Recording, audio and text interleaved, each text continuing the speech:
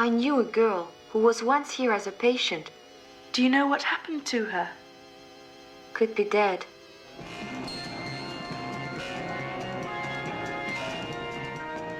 Ilsa the Wicked Warden is one of the nastier women in prison movies to come out of Europe, barring the Italian Nuttisploitation epics. If I ever had to identify the pinnacle of exploitation cinema, it would really have to be women in prison movies. Oh, God! God, help us! No! Stop that! No other commercial genre is as replete with unsavory content and degrading, outrageous depictions of torture and humiliation. Audiences today may not even realize just how lucrative the much despised women in prison genre once was. Between the late 1960s and the end of the 1980s, these cheaply made, ultra-violent pictures routinely became money-spinning grindhouse favorites. Unsurprisingly, several prominent women in prison movies were made by none other than Jess Franco.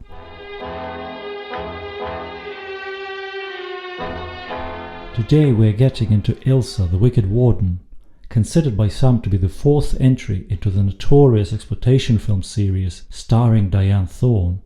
You call yourselves men? I see no manhood between your legs.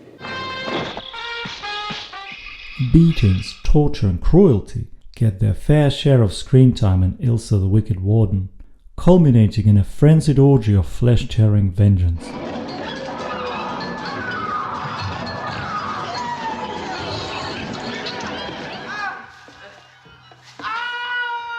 Humiliation, bondage, torture.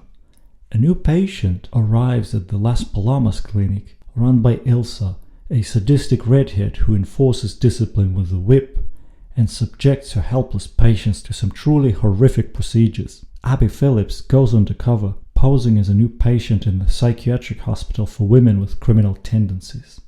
Her mission puts her on the path of degradation, torture, and terror. Hear me? Your number, 41, that's all. Don't ever tell anyone your name. Never. If you ever forget, it'll be bad luck for you, because you know what'll happen to you if you do? A hot iron will mark 41 a brand on your pretty tata. The patients are forbidden to use their real names and issued numbers instead. Ilsa has a vast catalogue of treatment options, with the patients getting routinely flagellated, injected with acid, electrocuted, and in one especially twisted episode, the tough Juana, portrayed by Lina Romay, is made into a human pincushion. Ilsa hits all the sweet spots. There is the usual welcoming ritual, with the newcomer getting hosed down with icy water by the cackling uniformed guards.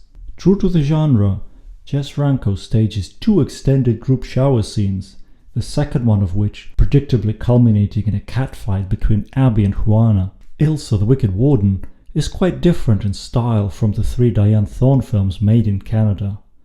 There is lots of torture and sadism, but the film is unmistakably Jess Franco's work, right down to its tropical setting, crazy subplots and sublime visuals achieved on a tight budget.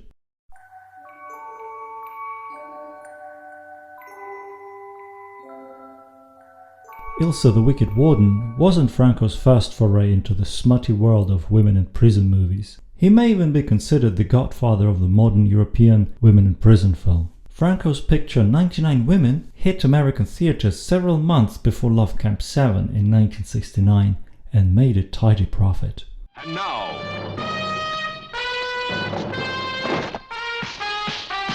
99 Women Without Men.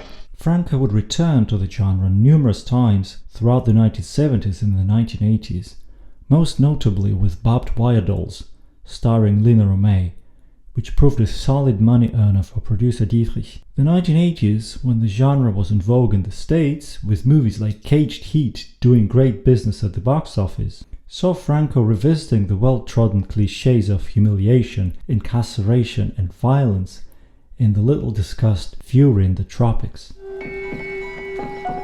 Ilsa the Wicked Warden shares some of the cast with Barbed Wire Dolls.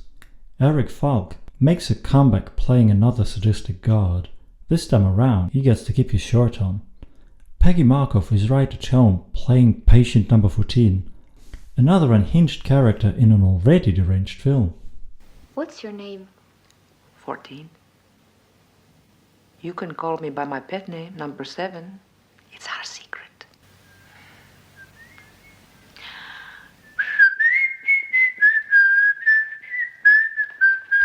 Lina Romay plays Juana, patient number 10, and one of the film's more interesting characters.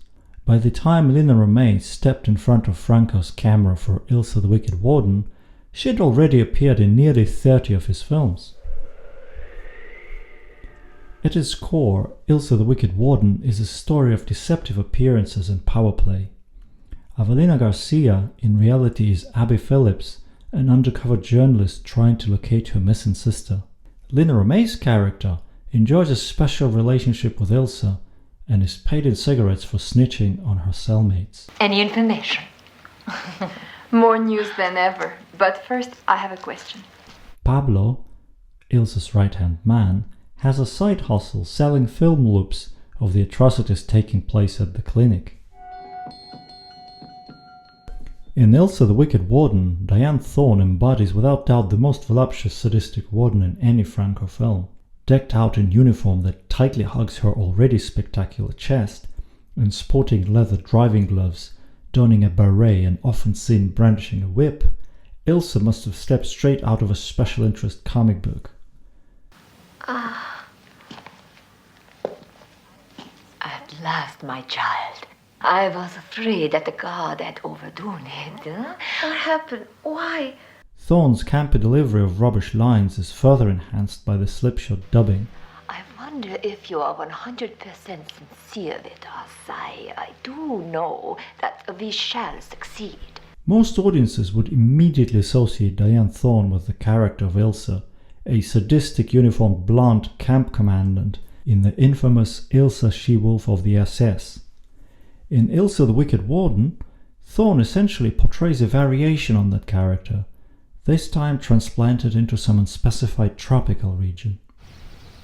Set in an unnamed South American location, the film's exteriors were largely shot in Portugal, giving Franco ample opportunity to indulge in filming the lush shrubbery in many extended takes which break up the scenes of torture and degradation at even intervals. Compared to previous Ilsa films, Franco's offering puts extra emphasis on Thorne's femininity. First seen taking a bubble bath, Ilsa spends nearly as much time before a mirror as she does torturing her patients. The outwardly obedient Pablo has his own secret agenda. Jess Franco casts himself in a supporting role of Dr. Arcos. Franco was a fairly versatile actor, capable of portraying not just comic relief or violent characters, Oh, you think I'm crazy? but also sensitive types and intellectuals.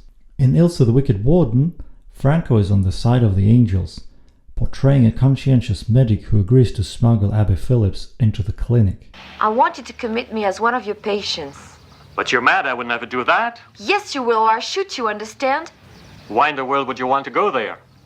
A decision that brings about much drama later on when the plan backfires. There's merely you and me in the world who know you are Abby Phillips. Things end violently, to exploitation fans' delight, when the inmates finally revolt. I find Jess Franco movies brilliant for many reasons. His use of music and low-budget charm alone make the majority of his films worth a watch. But what stands out the most is how in his best works Franco makes desire and sensation eclipse the story. Ilsa the Wicked Warden tells a linear story with no scenes of distended time or any deliberate subversion of the narrative flow. The film has solid production values and delivers plenty of sleaze and violence, making it one of the more accessible titles for those curious to explore Jess Franco's cinematic legacy. The only thing potentially standing in the way of enjoyment would be the viewer's sense of decency and good taste.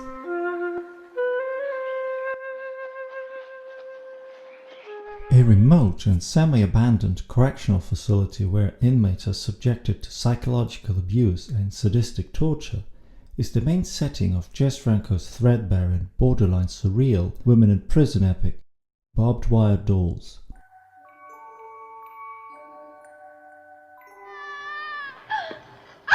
You have been tried by the tribunal and condemned to a life sentence.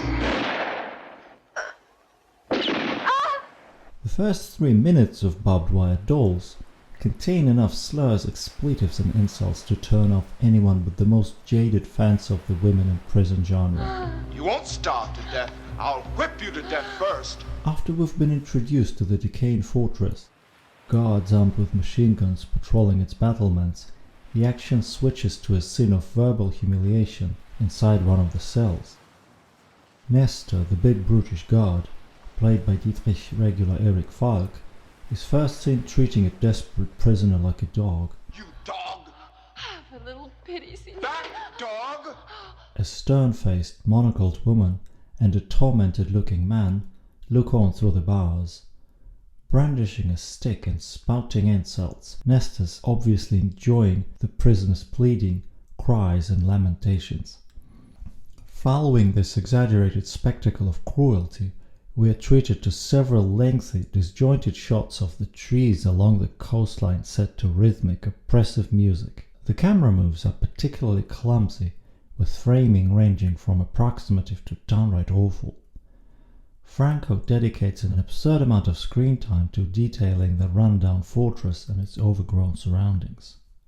The plot picks up just a little when the guards escort in a new inmate, played by Lina Romay. By minute 7 we're back with the warden, played by Monica Swinn. I'm the warden of this prison.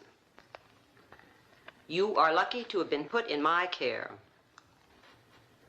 You have been tried by the tribunal and condemned to a life sentence. The prison medic, Dr. Costa, has a pretty good first line of dialogue. First, you must sign this paper to permit us to treat you with shock therapy. Lina Romay's character signs without hesitation. Mere moments later, we see her in a cell, strapped to an iron bed frame, convulsing and screaming as a powerful current passes through her body. How very therapeutic.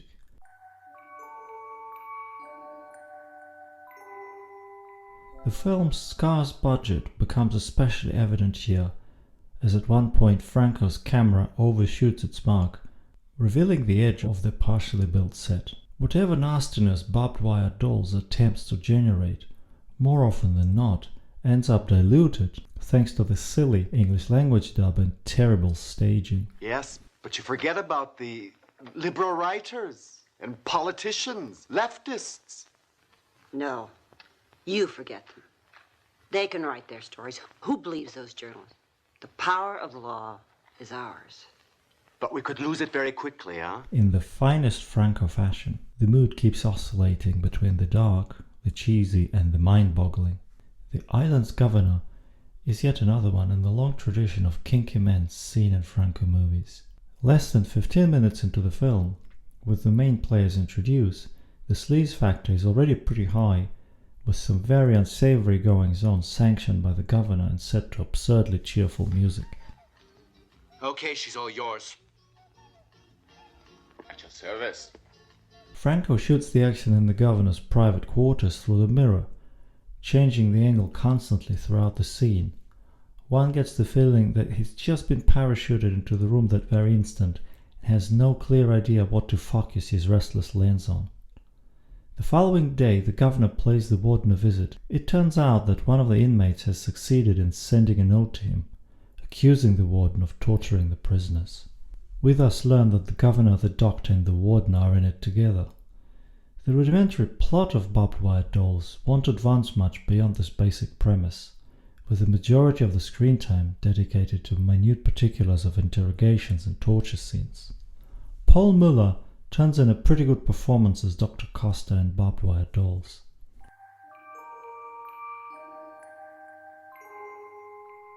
Franco's operating in a highly budget-conscious mode here, wringing the maximum footage out of the barest minimum of sets. There is very little conventional beauty here, but an occasional creative angle does creep in now and again. The most jaw-dropping scene that defines Franco's unique aesthetic comes around the 46-minute mark.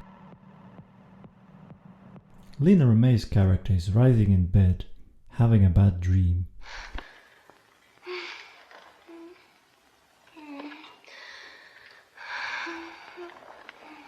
We are then treated to a one-of-a-kind flashback, shot through a smeary, hazy filter. Maria fights off her horny father's advances. I won't hurt you.